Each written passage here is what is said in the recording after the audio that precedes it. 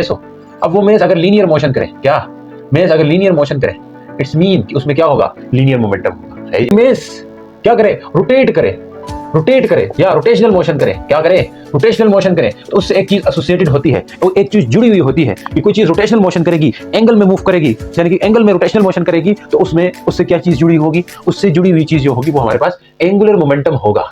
अस्सलाम वालेकुम, क्या हाल है बच्चों। आज हम पढ़ने जा रहे हैं एंगुलर मोमेंटम क्या होता है। ये हमारा नेक्स्ट लेक्चर चल रहा है मोमेंट ऑफ इनर्शिया के बाद। इससे पहले किसी ने मोमेंट ऑफ इनर्शिया वाला लेक्चर हमारा नहीं देखा तो आप जाके देख लें उसको जरूर, ताकि ये चीजें अच्छी से समझ आ जाएं। तो उम्मीद करता हूं जो चीजें प्रीवियस पढ़ाई हुई है उनको आपने रिवाइज किया हुआ है। तो बात करते हैं मोमेंट ऑफ यानी कि एंगुलर मोमेंटम के ऊपर। मोमेंट ऑफ इनर्शिया नहीं, बल्कि वो तो हम पढ़ चुके हैं। तो क्या है, टॉपिक का नाम लिख देते हैं शुरू अल्लाह के नाम से। अच्छा, एंगुलर मोमेंटम हमने बात करनी है किसके ऊपर जी, एंगुलर मोमेंटम के ऊपर। लेकिन याद ये रहे आपको, एक बात याद ये रहे कि जब भी किसी बॉडी में, यानी कि हम क्या करते हैं, जब भी कोई मेस हो, अब वो मेस अगर लीनियर मोशन करे, क्या मेस अगर लीनियर मोशन करे, इट्स मीन कि उसमें क्या होगा, लीनियर मोमेंटम होगा। ऐसी बात है, लीनियर मोमेंटम होगा क्योंकि उसके अंदर लीनियर वेलोसिटी होगी, क्योंकि इसके ऊपर P इक्वल टू क्या होता है, mv, v होगा लीनियर वेलोसिटी, तो लीनियर मोमेंटम होगा P, सिंपली। इसी तरह कोई मेस क्या करे, रोटेट करे या रोटेशनल मोशन करे, क्या करे, रोटेशनल मोशन करे, तो उससे एक चीज एसोसिएटेड होती है, वो एक चीज जुड़ी हुई होती है कि कोई चीज रोटेशनल मोशन करेगी, एंगल में मूव करेगी, यानी कि एंगल में रोटेशनल मोशन करेगी, तो उसमें उससे क्या चीज जुड़ी होगी, उससे जुड़ी हुई चीज जो होगी वो हमारे पास एंगुलर मोमेंटम होगा। क्या होगा, एंगुलर मोमेंटम होगा। फिर ये क्या चीज है, क्या भला है, देखो जिस तरह लीनियर मोमेंटम बॉडी में तब आता है जब उसमें कोई मैस हो और साथ उसमें लीनियर वेलोसिटी हो। तो एंगुलर मोमेंटम कब आता है बच्चों, जब उसमें लीनियर मोमेंटम भी हो और साथ में आर भी हो, पोजीशन वेक्टर हो, किसी खास डिस्टेंस से उसकी पोजीशन भी देखी जा सकती हो। जैसे कोई चीज है, कोई पार्टिकल है, यहां से मूव कर रहा है, उसके पास पी मोमेंटम है, वेलोसिटी वी है, तो पी वी होगा। अब इसको आप खास ओरिजिन से देख रहे हो, खास रेफरेंस पॉइंट से देख रहे हो, यानी कि जो रेफरेंस पॉइंट है ओ है, इससे देख रहे हो, तो ये इसका आर कहलाएगा। आपने एक खास डिस्टेंस रखा, उससे आप देखने शुरू कर रहे हो, तो ये आपके पास एंगल हो जाएगा थीटा और ये होगा थीटा। तो अब आपका ये लीनियर मोमेंटम प्लस उसका पोजीशन वेक्टर कि कहां किसके अबाउट वो रोटेट कर रहा है या किसके अबाउट वो मूव कर रहा है। इसके केस में मूव होगा क्योंकि देखो लीनियर मोशन कर रहा है, तो इसके अबाउट वो मूव कर रहा है। हमने इस पॉइंट को ओरिजिन की तरह माना है। खैर हमारी बुक में ये चीज नहीं, हमारे बुक में सर्कुलर मोशन लिया है, यानी कि सर्कल में मूव करते हुए कोई पार्टिकल है, तो उसका अबाउट हम किसके अबाउट वो रोटेट करेगा, सेंटर के अबाउट रोटेट करेगा। तो सेंटर के अबाउट रोटेट करते वक्त इसमें v होगा, mv मोमेंटम, और इसका ये rj होगा। तो इसका हमेशा ये एक स्पेशल केस बन जाता है इस एंगुलर मोमेंटम का। तो उम्मीद करता हूं समझ आ रही है कि मोमेंटम किस चीज से एसोसिएटेड है, यानी कि लीनियर मोमेंटम हो प्लस किसी खास रेफरेंस पॉइंट से रिलेटेड हो, यानी कि कोई खास पोजीशन वेक्टर हो उसका, तब उसमें उस बॉडी में एंगुलर मोमेंटम होता है। यानी जो भी चीज रोटेट कर रही हो, घूम रही हो, उसमें एंगुलर मोमेंटम होता है। सीधी सी बात ये है, ये कॉम्प्लिकेटेड चीज में नहीं जाएंगे क्योंकि हमारे बुक में नहीं है, तो हम इस चीज की तरफ जाएंगे नहीं। तो बात करते हैं जी क्या चीज, अब यहां तक समझ आएगी, रोटेशनल मोशन होगा, उससे जो चीज एसोसिएटेड होगी वो क्या चीज एसोसिएटेड होती है, एंगुलर मोमेंटम एसोसिएटेड होता है, उससे जुड़ा हुआ होता है। अब एक और बात समझने की ये है आपके लिए कि अगर किसी की बॉडी का लीनियर मोमेंटम में चेंज लाना चाहते हैं, तो हमें क्या चाहिए होता है, नेट एक्सटर्नल फोर्स चाहिए होती है। जब कोई बॉडी है, मान ले इसका ये वी वेलोसिटी से ऑलरेडी जा रही है, वी आई से जा रही है, वी आई वेलोसिटी से जा रही है, आप बाहर से, वी आई मतलब सम इनिशियल वेलोसिटी है उसकी, आप बाहर से एक्सटर्नल फोर्स लगा रहे हो, इसका मेस एम है, एक्सटर्नल फोर्स लगा रहे हो, तो इसका मोमेंटम चेंज होगा। मान ले इधर इसका मोमेंटम पी आई था, क्योंकि एम वी आई होगा, एक्सटर्नल फोर्स लगाया तो इसका मोमेंटम चेंज हो गया, यानी कि वेलोसिटी चेंज हो गई, वीएफ होगी, कुछ सम वेलोसिटी गेन कर ली इसने, तो इसका जो मोमेंटम है पीएफ है वो क्या होगा, एमवीएफ के बराबर होगा। ये बात समझ आई, डायग्राम में थोड़ी फर्क आ सकता है। सेम यही की चीज, यानी कि नेट एक्सटर्नल फोर्स चाहिए होती है किसी भी बॉडी के लीनियर मोमेंटम में चेंज लाने के लिए। पी आई से पी एफ हो गया, इट्स मीन कि net external force is required to change the linear momentum, यानी कि किसी भी बॉडी का linear momentum means linear velocity में चेंज लेकर के आना है। खैर मैथ्स में तो चेंज बहुत कम है, यहाँ पे हम रिलेटिविस्टिक मैकेनिक्स नहीं पढ़ रहे हैं, तो हम सिंपल मैकेनिक्स है ये हमारे पास, तो तब के लिए मैथ्स हम कांस्टेंट मानते हैं। तो सिर्फ और सिर्फ जो चीज चेंज होने वाली है वो क्या चेंज होगी, वेलोसिटी चेंज होगी। सर मैथ्स भी चेंज हो सकता है, जी हाँ, आइंस्टाइन की मैकेनिक्स में, ठीक है जी। तो बात करते हैं जी नेक्स्ट रोटेशनल मोशन के केस में।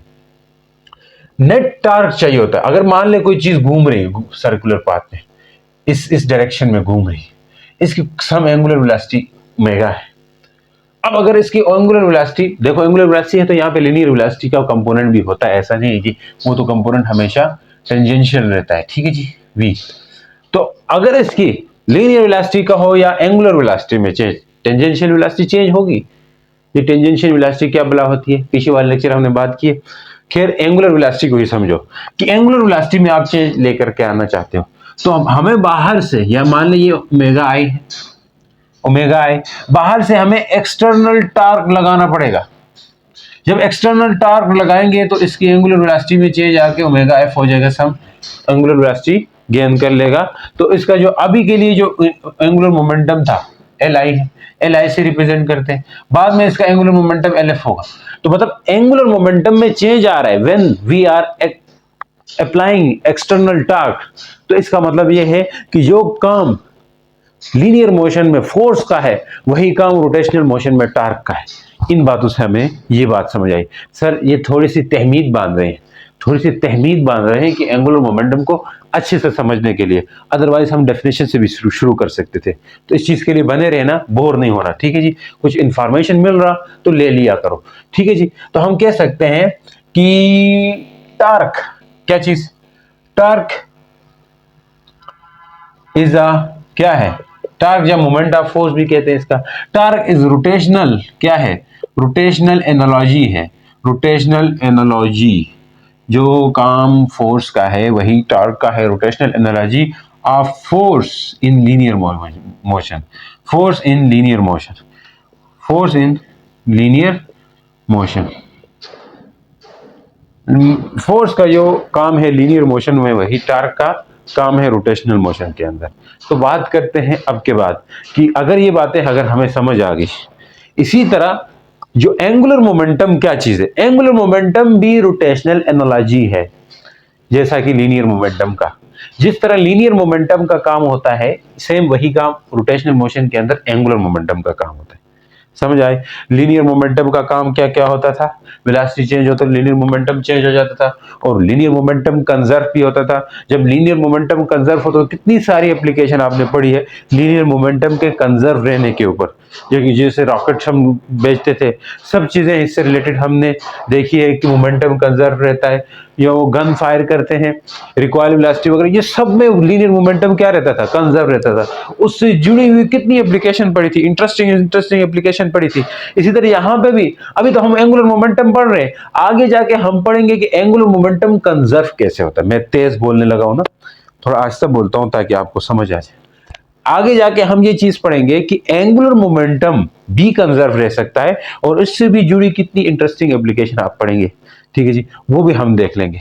तो देखना कि ये है कि यहाँ पे जो एंगुलर मोमेंटम है वो भी क्या है जी, रोटेशनल एनालॉजी है। एंगुलर मोमेंटम क्या है, रोटेशनल एनालॉजी है, is a rotational analogy, analogy बोलो, एनालॉगी बोलो, एनालॉजी बोलो या एनालॉगी बोलो, of angular momentum is rotational analogy of क्या, linear momentum in linear motion, या लीनियर मोमेंटम बोल दो यार, बस काफी है, लंबी चौड़ी इंग्लिश नहीं लिखनी चाहिए। बात समझ आई कि नहीं। अब हम डिफाइन करेंगे एंगुलर मोमेंटम को दो तरह से, यानी कि एक फॉर पॉइंट में डिफाइन करेंगे या पार्टिकल, सिंगल पार्टिकल के लिए, फिर हम रिजिड बॉडी के लिए डिफाइन करेंगे। पॉइंट में इसके लिए डिफाइन करते हुए हम इसका फार्मूला भी देखेंगे कि फार्मूला जो तो मैंने यहाँ पे बता दिया क्या होता है, L equal to R P होता है, आर क्रॉस पी होता है। तो ये चीज हम भी बताएंगे, यानी फार्मूला बनाएंगे एट द एंड उसके से रिलेटेड जितनी बातें डिस्कस हो सकती है वो करेंगे, आपके बुक से रिलेटेड, और कुछ बातें बाहर से भी होंगी। तो बात के लिए बने रहिए, छोड़ना नहीं हमें, छोड़ के मत जाइए, अभी तो पार्टी शुरू हुई है, अभी तो पार्टी, आज डंग डंग हो रहा है, ये बाहर बहुत शोर शराबा हो रहा है, मैंने खिड़कियां बंद की हुई लेकिन फिर भी आवाज आ रही। तो देख लीजिए जी, क्या है, क्या देखना है कि angular momentum for point mess, for point mess, तो हम एक पॉइंट मेस लेके जा रहे हैं।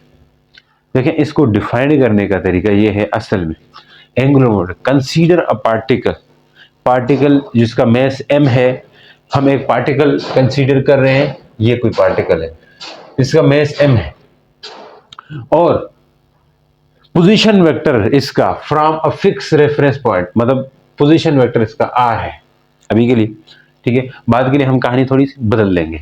पोजीशन वेक्टर इसका r है, तो अब r है तो इसका एंगल तो बन रहा है, और ये पार्टिकल आगे जा रहा है। मैं पहले वो वाली केस डिस्कस करूंगा, फिर हमारे बुक वाली करते हैं, सही है, बुक वाली चीज करेंगे। तो इसका एंगुलर मोमेंटम यहाँ पे आपने कहा p है, p किसके इक्वल होता है, mv के इक्वल होता है, इस डायरेक्शन में जा रहा है तो ये r है, और इसको अगर पैरेलल शिफ्ट करके आगे ले जाओ, this is the position vector है। पोजीशन वेक्टर को एक वेक्टर हमने समझा, यहाँ पे p भी वेक्टर है, क्योंकि जो वेलोसिटी लीनियर वेलोसिटी की होती है वही डायरेक्शन लीनियर मोमेंटम की भी होती है। आप 9th क्लास में पढ़ के आ चुके हो, the direction of linear velocity will be direction of linear momentum is same as the direction of linear velocity, ये आपको पता है। तो लीनियर वेलोसिटी इस तरफ इसके मोशन की डायरेक्शन है, इस तरफ ये पार्टिकल मूव करके जा रहा है, तो इसका मतलब है इसका मोमेंटम भी इस तरफ होगा, मोमेंटम भी इस तरफ होगा, लीनियर मोमेंटम। तो हमने इसको पैरेलल शिफ्ट करके थोड़ा ऊपर लेके गए हैं ताकि हमें पता चले एग्जैक्ट क्या होने जा रहा है। ये r है हमारा, तो इन r और इसके बीच में, p के बीच में, r और p बोल दो, r और v बोल दो, इनके बीच में एंगल थीटा है। तो एंगल थीटा है तो क्या होगा एंगल थीटा, वो हम देखना चाहते हैं। तो यहां सिंपली इस पार्टिकल का एंगुलर मोमेंटम क्या होगा, एंगुलर मोमेंटम के लिए देखो, लीनियर मोमेंटम में सिर्फ वेलोसिटी मेस का काम था, लेकिन एंगुलर मोमेंटम में r का भी रोल है, r का भी रोल है एंगुलर मोमेंटम में। तो हम क्या करते हैं, सिंपली एंगुलर मोमेंटम को लिखते हैं L equal to r cross p लिख देते हैं, वेयर यहां पे दो तरीके हैं इसके, या तो इसके ऊपर सबके ऊपर वेक्टर वेक्टर डाल दो, या फिर नहीं डालना है, या तो वेक्टर वेक्टर सबके ऊपर डालो या वेक्टर के बगैर रखो, ये आपकी मर्जी, ठीक है, या वेक्टर के बगैर भी लिख सकते हो या सबके ऊपर वेक्टर डालो, फिर वेक्टर के बगैर ही लिखते हैं। अगर नहीं डालना, आप ऐसे कर रहे हो, इसके ऊपर डाल रहे हो, इनके ऊपर नहीं डाल रहे हो, या इसके ऊपर डाल रहे हो फिर इस आर के ऊपर ना डाल रहे हो, फिर ये गलत है, ठीक है, फिर ये गलत है। तो अब देखना ये है कि आयल किसकी इक्वल आ गया, आर क्रॉस पी के। Here R is the position vector है, पोजीशन वेक्टर है, इसको मजीद सिंपली लिख सकते हैं एक और तरीके से, वो आपके पास होता है आर क्रॉस एम वी भी लिख सकते हैं, बिकॉज पी किसकी इक्वल है, एम वी के। समझ आई सर? एक और तरीके से लिख सकते हैं, आर क्रॉस क्या है, एम वी तो है, लेकिन एम को बाहर निकालो, बिकॉज एम स्केलर है, स्केलर का कोई काम नहीं, इसको आखिर में ले आओ। तो आप क्रॉस किसके बीच में करोगे, फिर आर क्रॉस वी कर दोगे, यानी कि आर और वी के बीच में पोजीशन वेक्टर है ये, कि असल में एंगल होता है वी और आर के बीच में, हम पी के बीच में समझते हैं, असल में वी होता है ना, इस डायरेक्शन में जब जाएगी वेलोसिटी होगी, यहां में से इसको तो देखो वी जो है जा रहा है वही पी भी हो सकता है, तो आर वी भी लिख सकते हैं, इसके फार्मूले को लिखने के तरीके हैं। तो यहां से आप डिफाइन भी कर सकते हो, this is the cross product. देखो क्रॉस प्रोडक्ट तब इन्वॉल्व होता है जब एक वेक्टर का दूसरे वेक्टर के साथ उसका परपेंडिकुलर कंपोनेंट ले लिया जाए। क्या ले लिया जाए, क्रॉस प्रोडक्ट आपने पढ़ा होगा, आपको समझ होगी कि हम क्या ले रहे हैं, परपेंडिकुलर कंपोनेंट ले रहे हैं एक वेक्टर का दूसरे वेक्टर के साथ।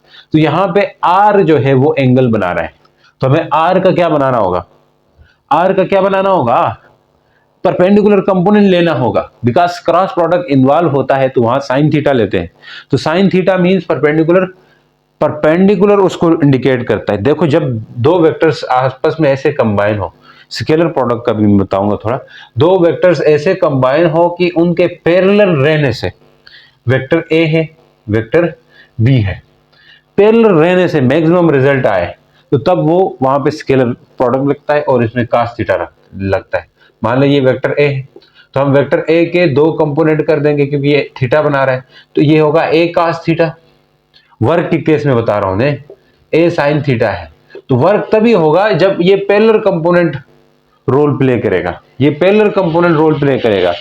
और सिंपल करते हैं, ए बी से हट के, यार वर्क से आप फेमिलियर हो तो वर्क वाली एग्जांपल ही लेते हैं कि वर्क में क्या रहता है कि हम पैरेलल कंपोनेंट लेते हैं, या फिर मैं बताऊंगा क्या होगा।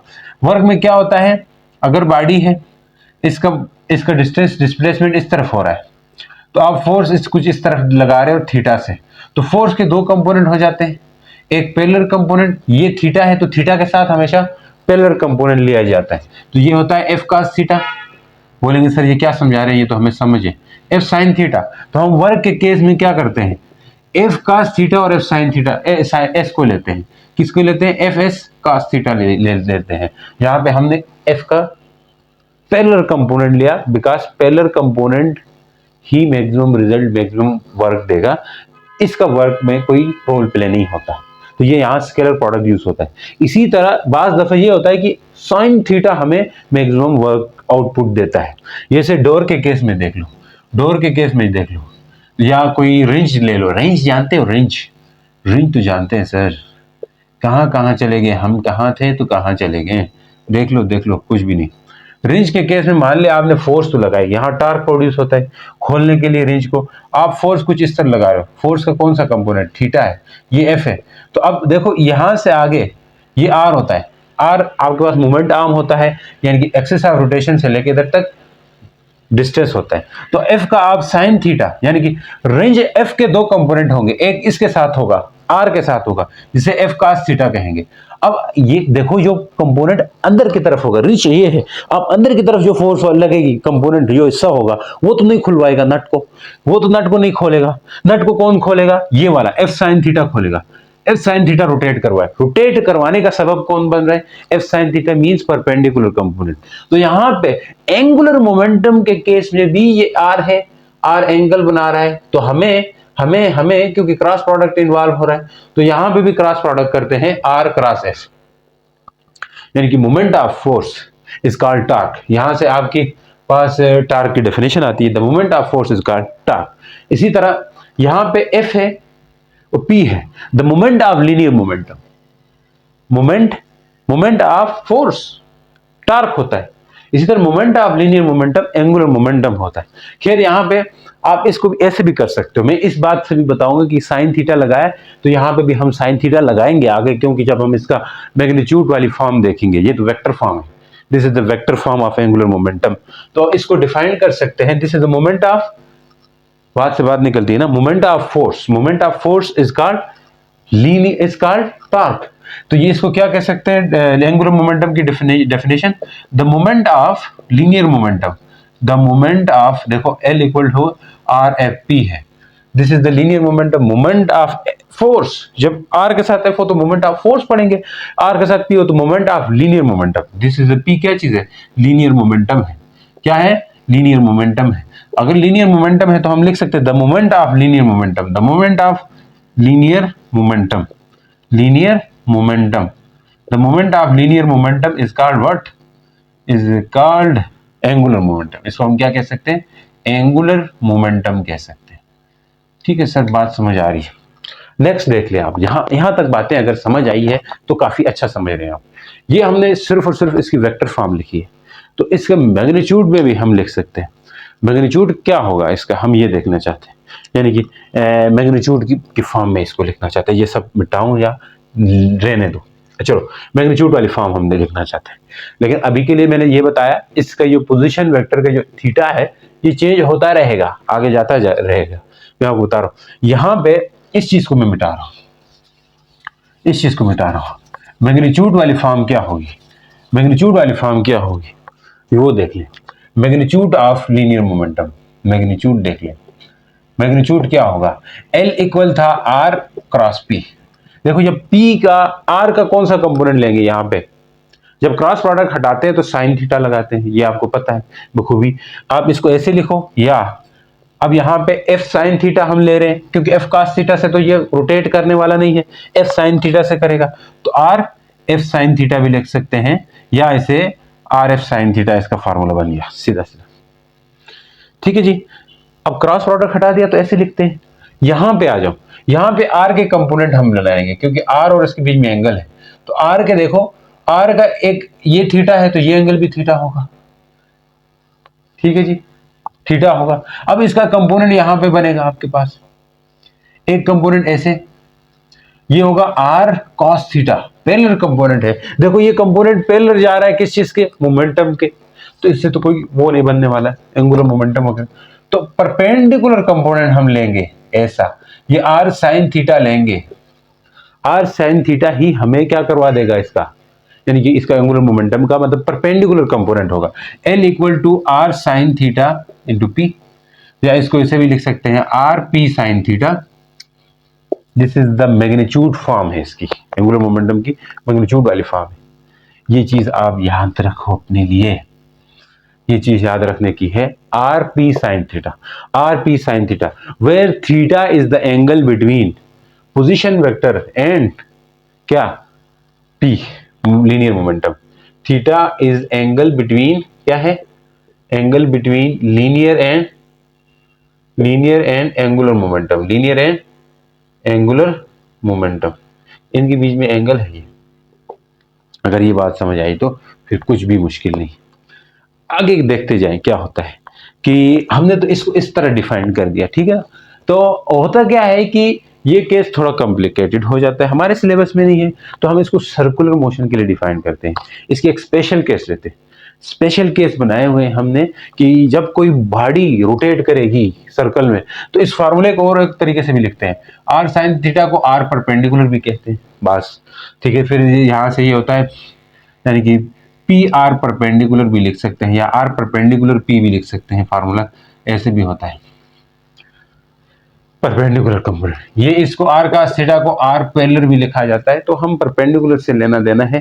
तो अगर कोई बॉडी सर्कल में मूव करती है तो एक स्केलर, एक इसकी एक स्पेशल केस बनाते हैं। आ जाओ आजा मेरे बाबा, क्या गाने गाते हैं सर, चुप करो, पढ़ाते जाए।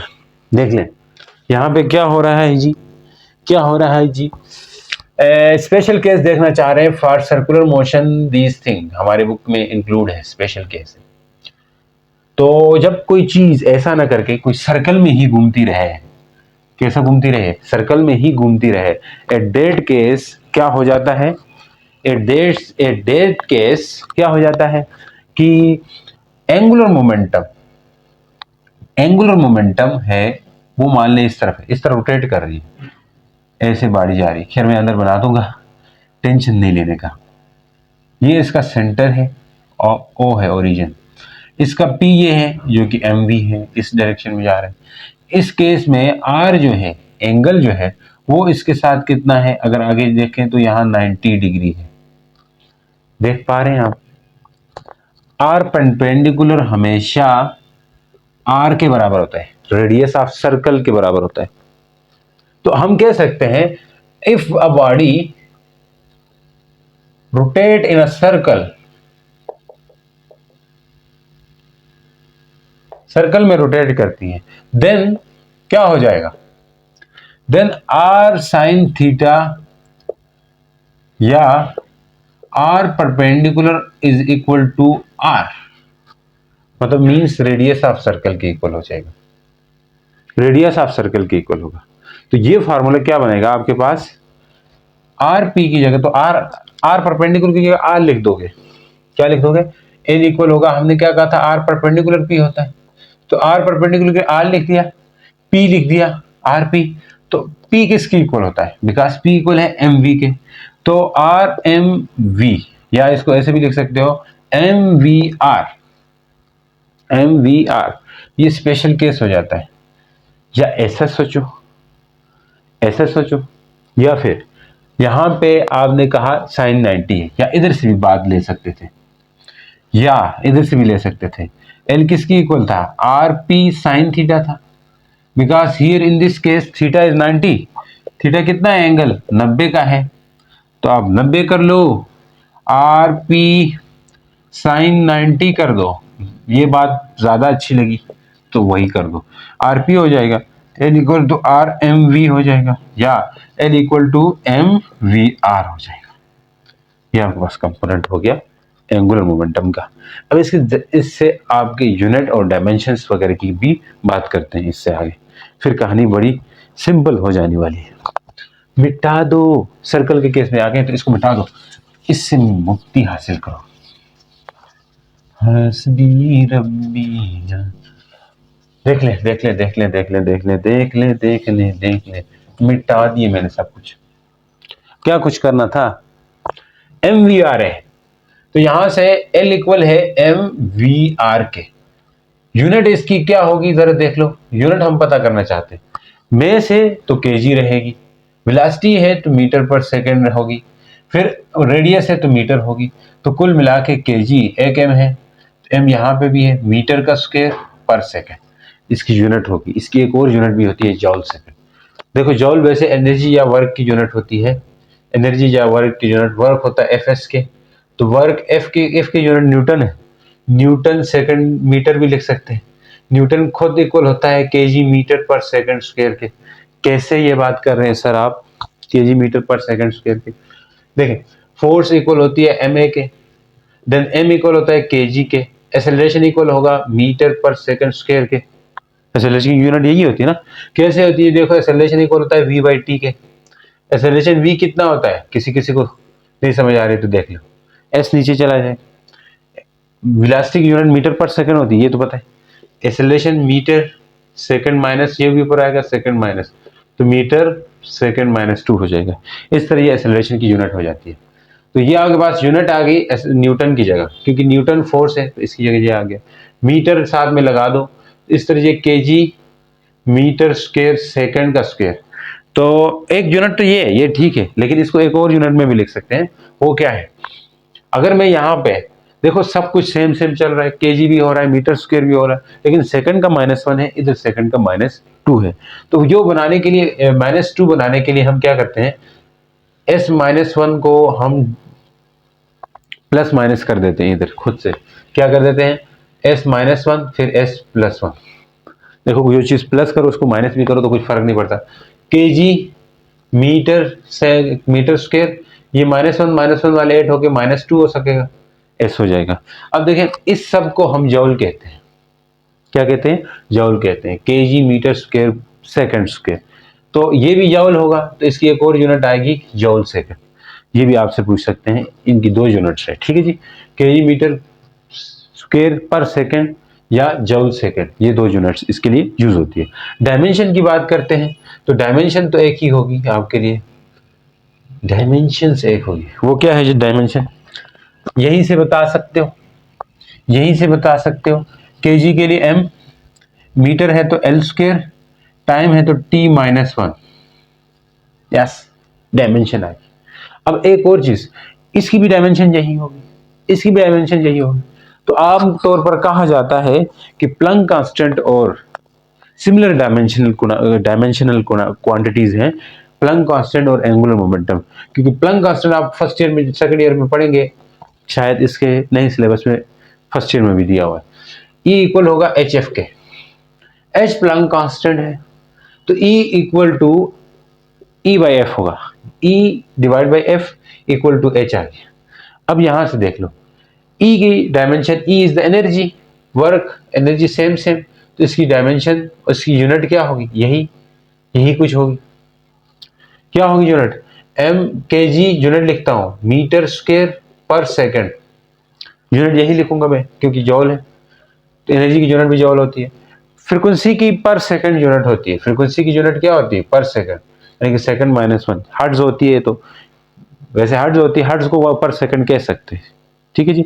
टाइम है तो यहाँ पे सेकंड -1 होगा, ऊपर ले आइए, ऊपर आएंगे तो क्या होगा, केजी मीटर स्क्वायर सेकंड -2, ये ऊपर आएगा सेकंड +1, तो क्या होगा केजी मीटर स्क्वायर सेकंड -1।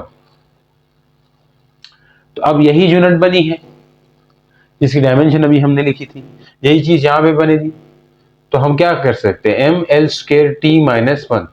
आई बोर्ड में राइटिंग टेढ़ी टेढ़ी हो रही है ना, सब कुछ समझ तो आ रही होगी, समझ आ गई जी डायमेंशन वगैरह।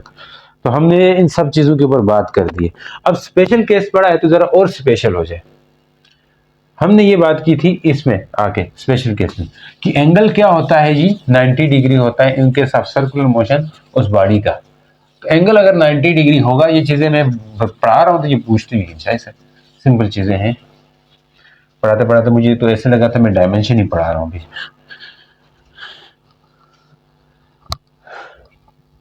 In case of this, momentum किस तरफ था, इस तरफ, mv। मान ले r परपेंडिकुलर r के बराबर हो गया, ये बातें हो गई है, ठीक है।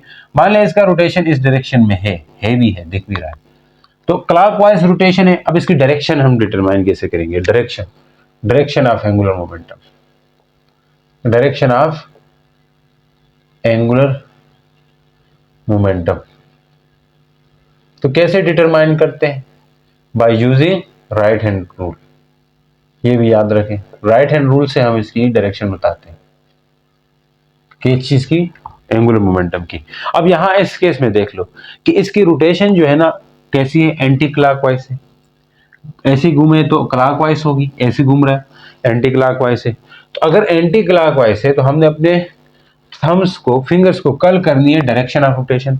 तो थंब पॉइंट आउट होगा बाहर की तरफ, तो इसकी आउटवर्ड डायरेक्शन होगी। तो जब भी कोई बॉडी क्लॉकवाइज रोटेट करेगी तो उस वक्त एंगुलर मोमेंटम की डायरेक्शन जो है वो आउटवर्ड होगी। इसको ऐसे लिख सकते हैं, क्लॉकवाइज होगी तो एंगुलर मोमेंटम आउटवर्ड। ये चीज किस चीज को शो कर रहा है, आउटवर्ड को शो करता है। तो डायरेक्शन ऑफ एंगुलर मोमेंटम हमेशा आर और पी के प्लेन के परपेंडिकुलर होता है, ये याद में रखें। तो ये आखिर में लिखेंगे। इसी तरह अगर मान ले कोई बॉडी रोटेट तो कर रही है, अब इसकी डायरेक्शन थोड़ी क्लॉकवाइज है, उस तरफ है, इक्वल टू mv है, ये इसका एक्सिस ऑफ रोटेशन वगैरह है, r है ये, तो इसकी रोटेशन अब इस तरफ है। अब हमें फिंगर्स को कर्ल करने चाहिए in the direction of rotation, तो ये रहेगी रोटेशन की डायरेक्शन और थंब इनवर्ड हो जाएगा। तो अब ये एंटी क्लॉकवाइज रोटेशन हो रही है, एल जो है वो आउटवर्ड होगा, आउटवर्ड को इस तरह शो करते हैं, यानी इनवर्ड होगा। किस तरफ होगा, इनवर्ड होगा। तो हमेशा ये याद रहे, जिस प्लेन में आर है, ऐसे आर और पी तो परपेंडिकुलर होते हैं, ये स्पेशल केस है सर्कुलर मोशन का। परपेंडिकुलर है तो इन आर और पी के प्लेन के परपेंडिकुलर होगा। आर पी कैसे एक प्लेन है, एक्स वाई प्लेन है, मतलब एक ऐसा वाई एक्सिस हो गया, ऐसा जा रहा है तो एक्स एक्सिस हो गया। यहाँ पे देख ले, ये एक्स एक्सिस के तौर पे, ये वाई एक्सिस के तौर पे, तो मतलब ये एक प्लेन बना रहा है। आर पी प्लेन कह सकते हैं या पी आर प्लेन कह सकते हैं। आर पी या पी आर प्लेन के परपेंडिकुलर होता है हमेशा एंगुलर मोमेंटम। तो ठीक है जी, आर और पी की प्लेन। तो एंगुलर मोमेंटम क्या रहेगा, एंगुलर मोमेंटम इज ऑलवेज, ये बात याद रखें, angular momentum is always perpendicular, उल्टा T, perpendicular to plane of r and p, r और पी के प्लेन के परपेंडिकुलर होगा। अब एक और बात जानने के लिए है आपके लिए स्पेशल। आप बोलेंगे सर यहाँ तो ये सर्कल था तो आपने ऐसे बताया, लेकिन वो जो पहले एग्जांपल देके हमें समझा रहे थे, उसमें क्या आपने उसमें तो बताया था, ये मतलब P इस तरफ जा रहा है, R कहीं यहां पे है, ये R है। तो उस केस में क्या करोगे, इसको पहले शिफ्ट करोगे आगे, ये थीटा लोगे, ये आपका R है। अब देखो R और P के बीच में दो एंगल है, R और P के बीच में दो एंगल है। एक एंगल ये थीटा जो बनाया है, एक ये एंगल रह सकता है, ये कितना होगा, ये 360 माइनस थीटा होगा। देखो माइनस थीटा क्यों किया, क्योंकि जब पूरा घूमोगे तो 360 होगा, ऐसा इसके समेत पूरा घूमोगे तो 360 होगा। लेकिन हम 360 से निकालना चाहते हैं ये थीटा, तो बचा हुआ पीछे ये सारा एंगल होगा, बचा हुआ ये एंगल होगा। तो इसको कैसे पुकारेंगे, 360 माइनस थीटा, तो ये एंगल। तो इन केस ऑफ ऐसी सिचुएशन हो, यहाँ पे एक बड़ा एंगल एक छोटा एंगल हो, तो 360 माइनस थीटा बहुत स्मॉल है, तो हमें छोटे एंगल से, यानी कि छोटे एंगल की तरफ फिंगर्स को कर्ल करनी है। फिंगर्स को आर से पी की तरफ कर्ल करनी है, लेकिन स्मॉलर एंगल। आर से पी की तरफ फिंगर्स को कर्ल करेंगे लेकिन स्मॉल एंगल पे कर्ल करेंगे, ऐसे लार्ज एंगल पे कर्ल नहीं करेंगे। आर से पी कर्ल करेंगे स्मॉल एंगल पे, तो यहाँ पे आर से पी कर्ल करेंगे स्मॉल एंगल पे, तो यहाँ पे डायरेक्शन जो है वो कैसी आएगी, इनवर्ड आएगी। ऐसे क्रॉस लगा के इस तरह करेंगे, एल की डायरेक्शन इनवर्ड होगी। तो खैर ये केस बहुत रेयर है, तो आपके बुक में ऐसे केसेस हैं, तो इसी को ही स्टडी कर दीजिएगा। ठीक है जी। अब बात करते हैं जी, इसकी यूनिट डायमेंशन की भी बात होगी। नेक्स्ट आती है आपके पास स्पेशल केसेस भी होगी। अब हम एंगुलर मोमेंटम जो हमने लिखा है, इसको इन टर्म ऑफ एंगुलर वेलोसिटी लिखना चाहते हैं, इन टर्म ऑफ एंगुलर वेलोसिटी। ये बात याद रखें कि यहाँ पे ये 90 डिग्री रहता है ना, तो तब आपके पास मैक्सिमम क्या रहता है, मैक्सिमम एंगुलर मोमेंटम होगा। तो बात करते हैं, उसकी तरफ जाते हैं। हमेशा हमेशा हमको तुमसे प्यार है, हमेशा बेटा। देख लो जी, ऐसी नहीं कहना बात क्या है जी, angular momentum in term of angular velocity. तो in term of angular velocity देखते हैं, इन एंगुलर वेलोसिटी, ऐसे भी लिखो नीचे, ऐसे भी लिखो। देखो क्योंकि एंगुलर वेलोसिटी होगी, क्योंकि रोटेट कर रहा है तो इससे रिलेटेड एंगुलर वेलोसिटी भी तो होगी। तो देख लीजिए, मैंने कहा था सर्कुलर पाथ में घूम रहा है, तो इस मीन्स इससे एसोसिएटेड एंगुलर वेलोसिटी भी होनी चाहिए। एमवी की बात चल रही है अभी तक, एमवी की बात चल रही है, तो वी है तो ओमेगा भी होगा। यहाँ पे कोई ना कोई एंगल भी कवर हो रहा है, हर उस पे थीटा कवर होता है तो एंगल भी कवर हो रहा है। तो अब देखो एल क्या था, एम वी आर था, या वी किसकी इक्वल है, ये आपने रिलेशन पढ़ा हुआ है, वी इक्वल है आर ओमेगा के, then L equal to M, V की जगह लिख सकते हो R omega into R, then E equal to M R square omega. देखो ये और ये मिल जाएंगे, तो क्या हो जाएगा r square, m are square, इससे तो आप फेमिलियर है, आई है, ओमेगा है। तो ये आपके पास in term of angular velocity आ गया। मोमेंट ऑफ इनर्शिया है ना, आई, मोमेंट ऑफ इनर्शिया किसकी इक्वल है, ये तो आपको पता है, I is equal to M R square. ये पीछे वाला टॉपिक पढ़े तो समझ अच्छे से आएगी। तो अब यहाँ पे एक चीज वो है, थोड़ी सी कन्फ्लिक्ट है, उससे आप, मतलब हमारे बुक में ऐसी चीजें पूछी नहीं है, तो फिर क्या आप याद रहे कि एंगुलर वेलोसिटी और एंगुलर मोमेंटम की डायरेक्शन हमेशा सेम होगी, ऐसा नहीं है। मान ले कोई बॉडी सर्कल में घूम रही है, घूम रही है, घूम रही है, लेकिन वो स्पीड बढ़ती जा रही है, स्पीड इंक्रीज हो रही है, आर से पी की कल करते हैं ना, तो इसकी डायरेक्शन ओमेगा और एल की डायरेक्शन हमेशा सेम नहीं होती है, यानी कि इंक्रीजिंग स्पीड डिक्रीजिंग स्पीड में चेंज हो जाती है। अगर ये स्पीड एंगुलर वेलोसिटी ज्यादा हो रही है, कम हो रही है, तो उस दौरान इनकी वेलोसिटीज की डायरेक्शन सेम नहीं होगी। Only only only only during uniform rotational motion, during uniform uniform rotational motion,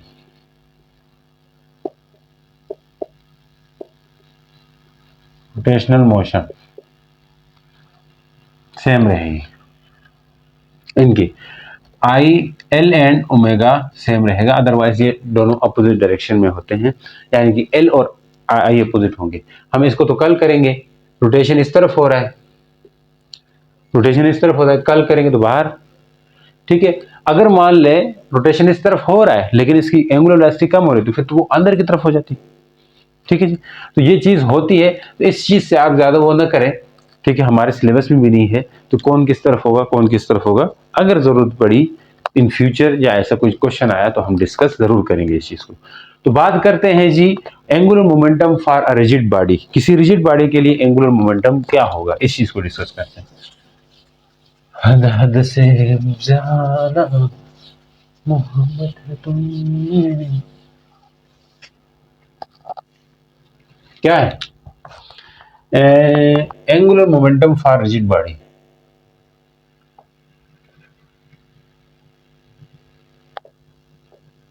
for rigid body.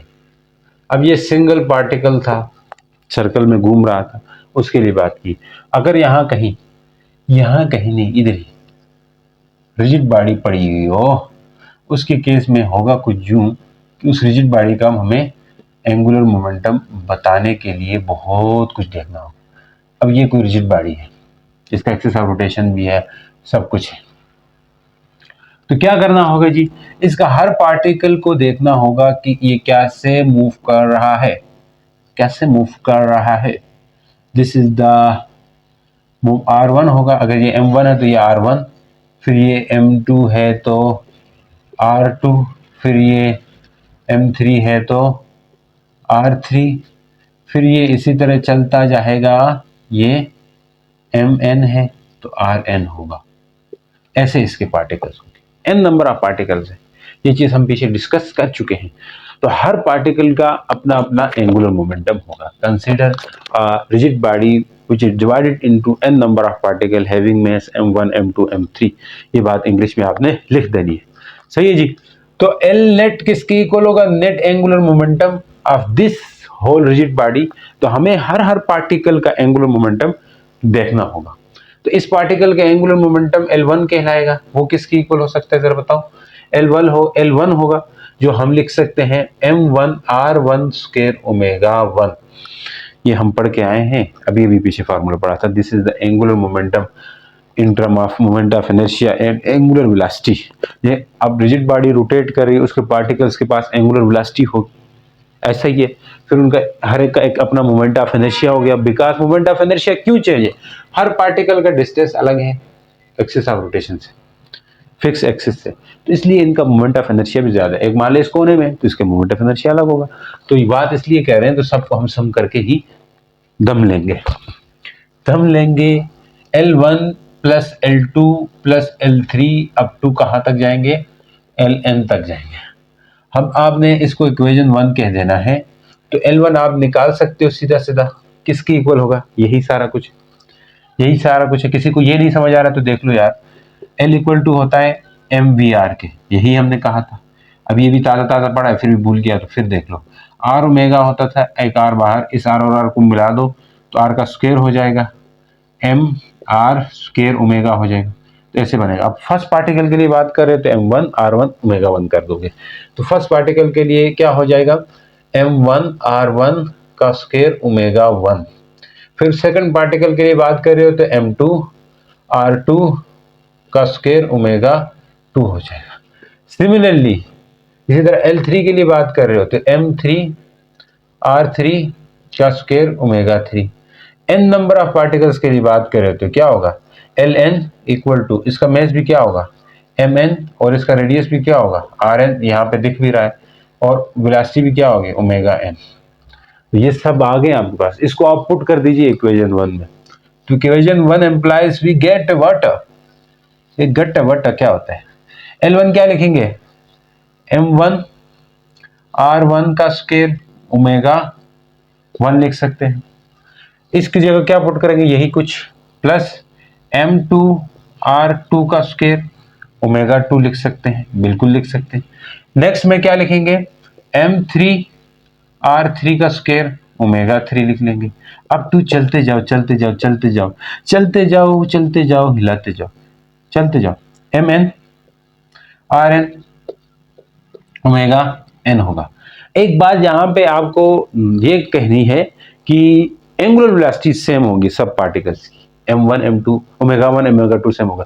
Because her particle rotate करते वक्त एंगुलर डिस्प्लेसमेंट सेम कवर कर रहा होता है। हर पार्टिकल का एंगुलर डिस्प्लेसमेंट सेम होगा। मान लो ये 5 डिग्री एंगल कवर कर रहा है, तो ये भी 5, ये भी 5, तो एंगुलर वेलोसिटी सेम होती है, बिकॉज एंगुलर डिस्प्लेसमेंट सेम होगा हर पार्टिकल के लिए। तो हम लिख सकते हैं, सिंस ये बात नोट करने के लिए है, omega 1 omega 2 omega 3 omega n सब के सब ओमेगा के बराबर है।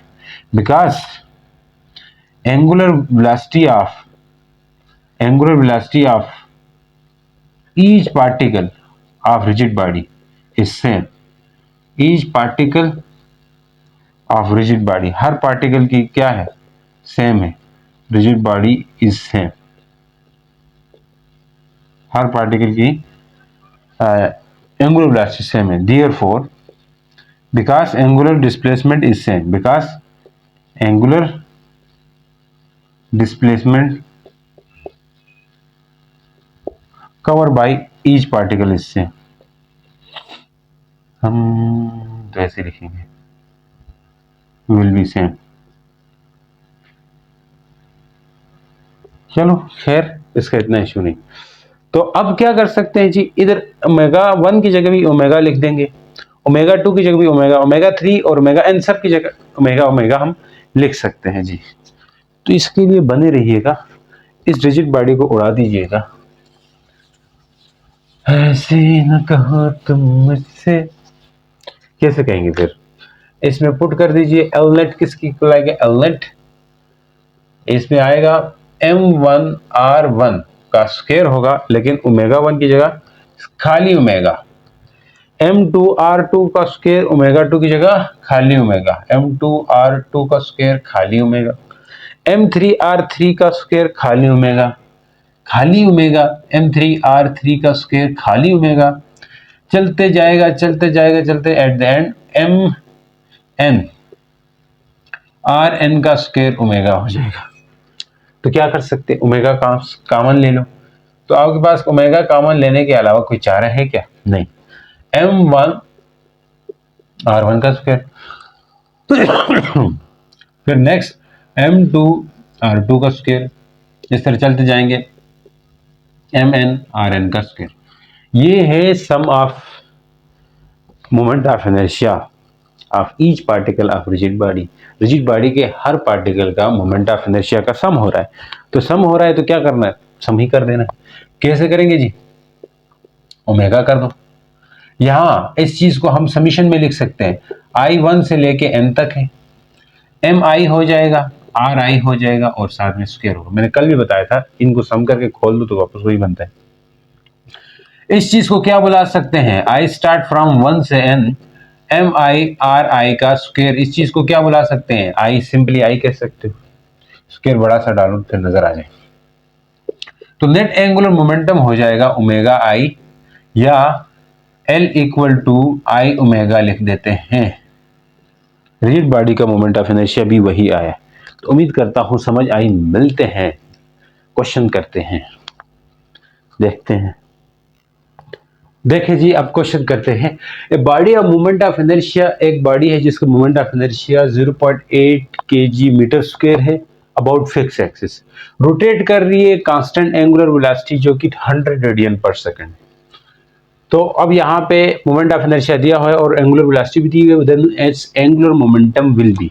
तो आपको पता है एंगुलर वेलोसिटी दी हुई हो तो मोमेंट ऑफ इनर्शिया यानी कि और साथ में एंगुलर मोमेंटम का रिलेशन आपने पढ़ा हुआ है, आई ओमेगा।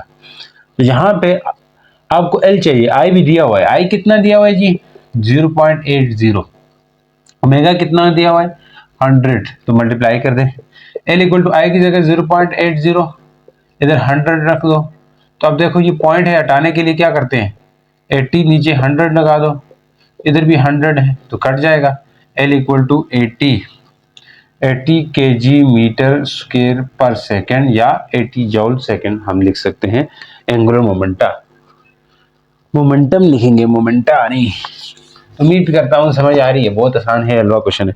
अब यहाँ पे देख लें, the ratio of rotational kinetic energy of two bodies, दो बॉडीज है जिनके रोटेशनल काइनेटिक एनर्जी की रेशो और उसकी मोमेंट ऑफ इनर्शिया की रेशो ये है। यानी मोमेंट ऑफ इनर्शिया की रेशो कैसे लिख सकते हैं, I1 ratio I2 equal to है 9:1, या इसको ऐसे भी लिख सकते हैं, I2 रेशो को डिवाइड में भी लिख सकते हैं ना, I1 by I2 equal to 9/1 कर सकते हैं। क्या कर सकते हैं, 9/1 लिख सकते हैं रेशो।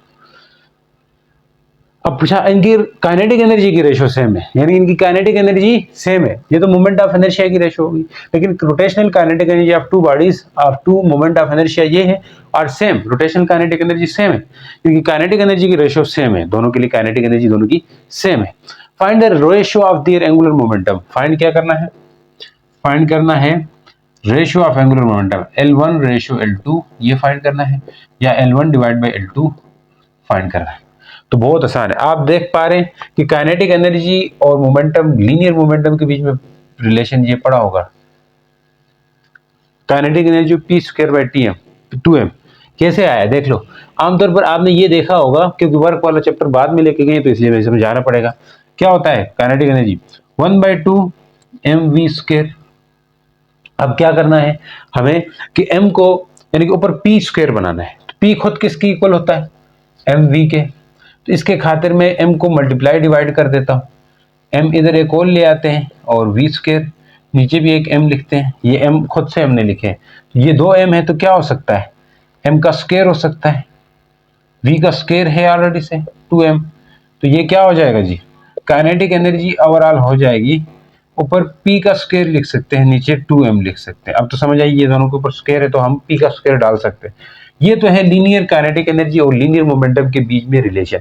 अब हमने एनालॉजी पढ़ी हुई है कि हमें इस फार्मूले को इन टर्म ऑफ रोटेशनल यानी कि एंगुलर मोमेंटम, ये तो लीनियर मोमेंटम है, और एम का यानी कि मेस का एनालॉजी क्या है रोटेशनल मोशन के केस में, वो हम लिखेंगे, वो मोमेंट ऑफ इनर्शिया है। सिमिलरली फॉर रोटेशनल मोशन ये होता है, रोटेशनल मोशन ये चीज थोड़ी बदल जाएगी, वो कैसे, तो kinetic energy equal to p का एनालॉजी क्या है, एल है, एल का स्क्वायर कर दिया, टू एम का एनालॉजी क्या है, आई कर दिया। बहुत आसान है फार्मूला ड्राइव करना, तो क्योंकि ये रोटेशनल है।